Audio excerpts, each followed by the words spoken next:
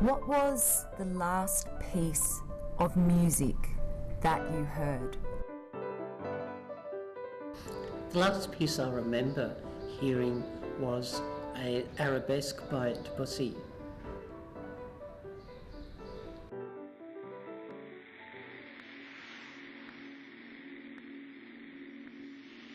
DeafBlind Victorians proudly present One Voice. G'day, I'm Michelle Stevens. I was born premature. The oxygen that kept me alive damaged my retina. I had a lot of problems with my ears as a child growing up, and later on, due to complications, it sent me profoundly deaf. I felt hopeless because I didn't know where I was going to get support from. I was cut out of life from my family because my family could not communicate with me. We had to learn sign language very, very urgently. Before I became deaf, I played the piano and I took music lessons as a child. This was a really terrific outlet for living in an institution for blind children. When I couldn't hear music at all, that made me feel really, really, really depressed. It's a part of my life I really do hope I don't have to visit again. To be deafblind and to be cut off from society is very lonely. Sometimes people ask me, what's the quickest way to really make me very, very cross? And that is when people choose not to communicate with me. Sometimes they say, oh, it's not important. And I say, no, I'll be the one that will decide it's not important enough. So I think it's really important that we as deafblind people to be made a part of society as possible. Recently, I decided to go back to playing the piano, purely because I missed it. Also about 6-7 years ago, Able Australia asked me to play for a big function. So I'm really, really delighted that I've been able to start playing the piano again. Hi, I'm Trudy. I am deafblind and I live in Sunshine with my dog. I was born hearing. At 1 year old I had meningitis, and when I was 2 I was diagnosed with a deafness, a hearing loss. Then in my late 30s I was bumping into things and I was diagnosed with deafblindness. When I heard the news of going blind, diagnosed with a genetic condition, retinitis pigmentosa, I fell into what we call a dark tunnel. It was very devastating to me because all my life I did adventurous things like bushwalking and camping, going out with friends, shopping, and meeting other deafblind people made me really think about how my life was going to be impacted. I was worried about being dependent on my family and how I was going to function in my normal day life, like working, hobbies, the daily things I do. Before I was deafblind, I was qualified as a library technician. I worked 20 years in a number of different libraries. Since I became deafblind, I have found it harder to find work because of my vision and hearing loss, and I've had to work harder to try and find a job, like do more courses. It's hard for deafblind people to find work.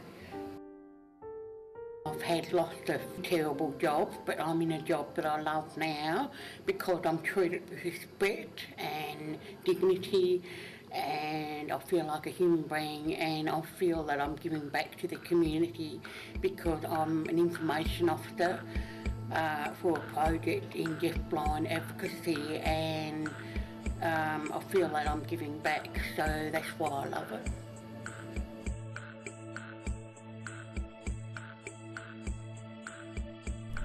Hello, I'm Heather Lawson. I was born deaf and I could see. But now I'm deaf-blind for the whole of my life.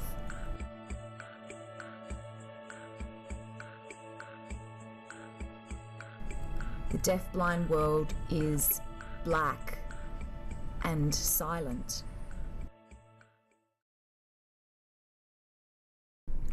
When my vision began to decrease and I lost my peripheral, this had a profound impact on me. I withdrew from everything out of fear. I didn't know what was going to happen in the future. I was really sad. Sometimes I'd cry and cry at home, repeatedly telling myself that I couldn't do anything. I was deeply depressed. It was a horrible feeling and a really emotional time. I decided to ask for help, and that helped me develop ideas for my future. And I thought, I need training. And from then on, it led to things getting better. I felt confident again, and I encourage other deaf-blind people out there to try and not be afraid. Ask for help. Help will help you come good. It will. With communication support, I have achieved all sorts of activities that I've really, really enjoyed. I've been rock climbing and abseiled,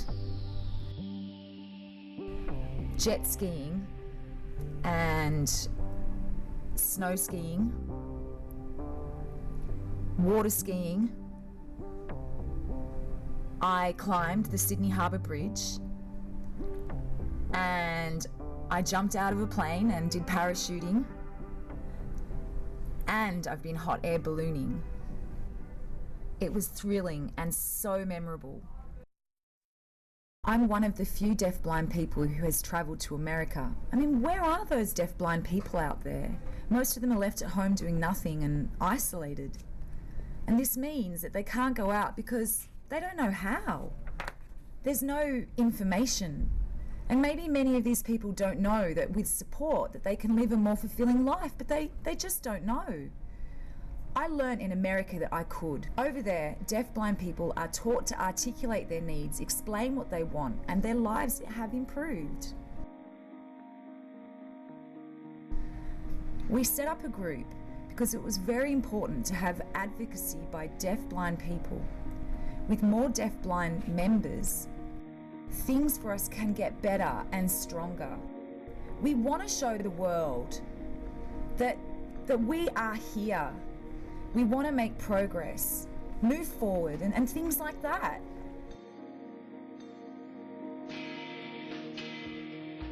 DeafBlind Victorians is a group for deaf-blind people run by deaf-blind people. Our group is important because currently awareness of deaf-blindness is rare in the wider community, really rare. We want to advocate and raise awareness. It doesn't matter who, government services and other people in the community. We need to make sure that deaf-blind people are visible. We are here. Let's progress. We want to participate in the community as equals. I think DeafBlind Victorians are very important because they help the deaf-blind community advocate and provide training and self-advocates and creating opportunities, because we work with government, other groups, and help understand, the communities understand what deaf-blindness is at all different levels. This is the only deaf-blind self-advocacy group in Australia. It's really important for this group to get the ball rolling. Our group is diverse. We communicate differently, hear and see at different levels, and yet we still work together as a group. But we need to ensure that there are 2 tactile interpreters per deafblind person. The reason why is when we have a meeting, it's so we can all talk together at the same time. We need to have interpreters working for each of us simultaneously. I mean, without interpreters in the meeting just won't happen. We wouldn't be able to plan and move forward. We'd be stuck. And it can be very stressful, so yeah. If we don't have interpreters at meetings, etc., it is the same as cutting our tongue out. If we don't have interpreters for meetings, it's just the same as kicking the crutches from a person who needs crutches, or taking away a wheelchair from a person that has a wheelchair. For someone like taking a guide dog away from a person that is blind. There are not enough services provided for deafblind people. There's very little understanding about deafblind people, and likewise with support. We need support to improve access for deafblind people to participate in the community and in their lives. We need more support. I believe that deafblind people should have equal opportunity as everyone else to work, to be able to participate fully in life. And what I'd like to see, if people want to support us, is funding to be able to help with communication, you know, to be able to get work and to get training, and just creating opportunities that they can enjoy, such as outdoor recreation. We really need to encourage the community to support the deafblind people. We, as a group, do not receive enough support. There are some deafblind people I know that cannot get any funding to help to make people more independent. This is where DeafBlind Victorians come in. We actually try to teach deafblind people to have a voice, have a true voice, and we are all learning to find that united voice. Helen Keller once said,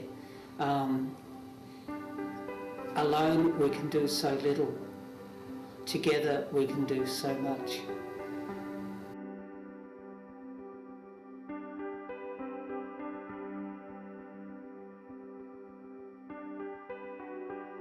One voice featured Heather Lawson,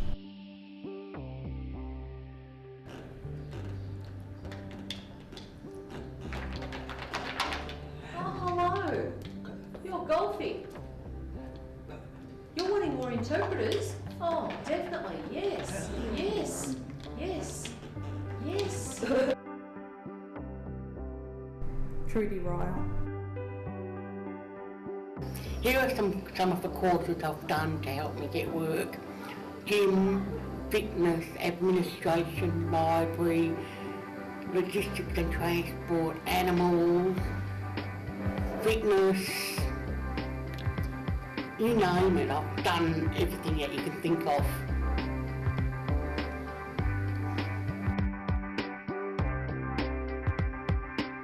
Michelle Stevens. Hey Liberace, eat your heart out. Thanks to Julie Judd, Meredith Hartley. Special thanks to Jodie Mundy. Produced by DeafBlind Victorians in partnership with the Self-Advocacy Resource Unit. The SARU is funded by the Victorian Government.